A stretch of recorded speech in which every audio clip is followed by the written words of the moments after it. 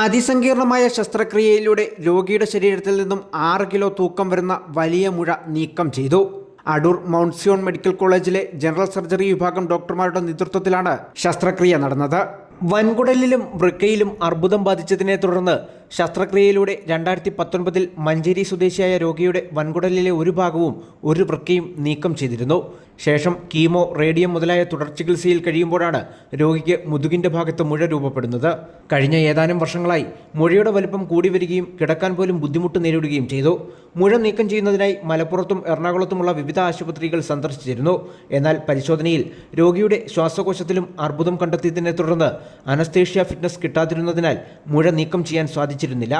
ഈ സാഹചര്യത്തിലാണ് രോഗി അടൂർ മൗണ്ട് സിയോൺ മെഡിക്കൽ കോളേജിൽ ചികിത്സ തേടുന്നത്. മൗണ്ട് സിയോൺ മെഡിക്കൽ കോളേജിലെ ഡിപ്പാർട്ട്മെന്റ് ഓഫ് അനസ്തേഷ്യോളജി ഡോക്ടർമാരുടെ വിദഗ്ധ പരിശോധനയ്ക്ക് രോഗി വിധേയമാവുകയും അവരുടെ കൂട്ടായ പ്രവർത്തനത്തിൻ്റെയും തയ്യാറെടുപ്പുകളുടെയും അടിസ്ഥാനത്തിൽ സങ്കീർണമായ ശസ്ത്രക്രിയയ്ക്ക് വിധേയമാവുകയുമായിരുന്നു.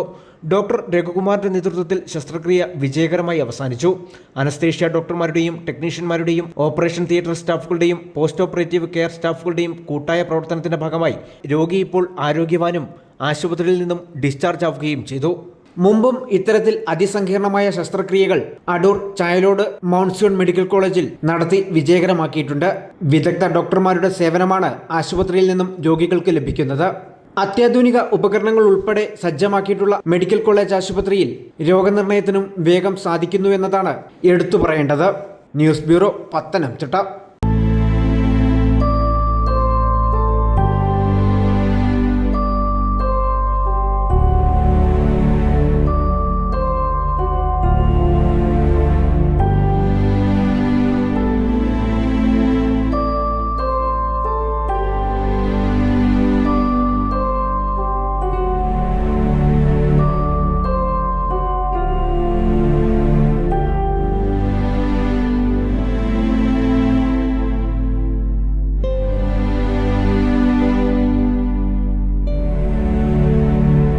Zion Medical College Hospital, Adur, Pathanamthitta.